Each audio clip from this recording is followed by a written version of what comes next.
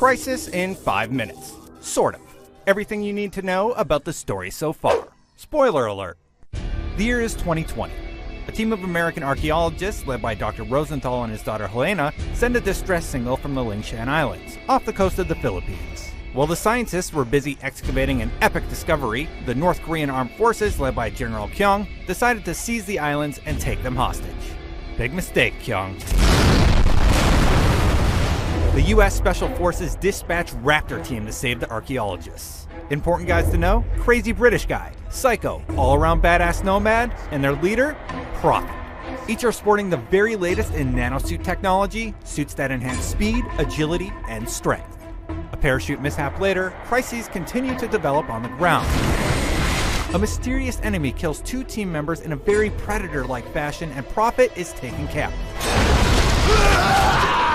After some searching, Nomad finds Dr. Rosenthal. Using Rosenthal's daughter as leverage, General Kyung forces him to open his discovery, a fossilized piece of alien technology. Turns out the tech is still operational, and it lets out a blast that freezes the doctor dead. New mission? Stop Kyung before he activates something that the world will regret.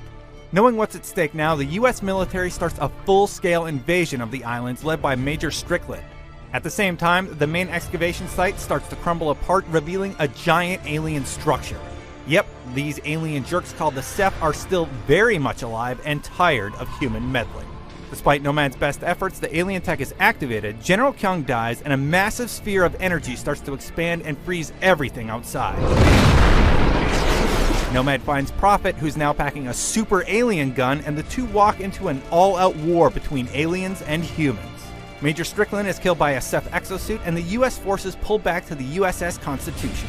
Everyone except Prophet, who continues the fight on the island. After a failed attempt to nuke the aliens, the Constitution is attacked, the ship, not the document, and Psycho, Helena, and Nomad confront a giant Ceph warship. Luckily, Helena figures out how to lower the ship's shields by using Nomad's suit as a transmitter. Shield goes down, aliens go boom, and the heroes rejoice. But before they fly off into the sunset, Prophet contacts them from within the ice sphere. The trio turns back to find their lost friend. We're going back. Fast forward 3 years. New York City is The Ceph have invaded, and they're using a plague called the Manhattan virus to thin out humanity. Manhattan has been placed under martial law, and the US government authorizes a private military contractor named Cell to keep the peace. Cell is run by Crynet Systems, the same company that developed the military's nanosuits. They're led by Commander Lockhart and Lieutenant Tara Strickland, the daughter of the dead Major from the Lingshan incident. Things are looking pretty dire, but the Marines are sent in to extract former Crynet employee Dr. Nathan Gould, who may have some new info about the Ceph. Things go horribly wrong, and a forced recon Marine codenamed Alcatraz is the only one to survive, saved by none other than Prophet. Unfortunately, Prophet is dying from the Manhattan virus and doesn't have long to live. Knowing that he's a goner and that the nanosuit is the only thing that can heal Alcatraz's injuries, Prophet kills himself, resetting the suit so that Alcatraz can use it. The downside is that everyone now thinks Alcatraz is actually Prophet, including the Cell soldiers who have been ordered to kill Prophet for being infected. Alcatraz makes his way to Gould and learns that the nanosuit might be the key to human survival. It's able to integrate with Ceph biology to create a vaccine for the Manhattan virus. Good thing too, because the aliens now have giant towers called spore spears that speed up dispersal of the Manhattan virus and this whole killing humans thing. But before a cure could be found, Lieutenant Strickland and Commander Lockhart catch up with Alcatraz and capture Gould. More shooting later, Alcatraz is contacted by Jacob Hargreave, one of the 2 founders of Crynet. With the help of his colleague Carl Ernstrasch, Hargreave discovered Ceph technology way back in 1919 and used it to make nanosuits as a defense against the aliens. Hargreave understands that Alcatraz's suit evolves every time it integrates with alien tech and wants to push it to the limit, no matter what the cost. Meanwhile, Gould is able to escape Crynet custody with the help of Lieutenant Strickland, who, as it turns out, is actually an undercover agent sent to keep tabs on Hargreave.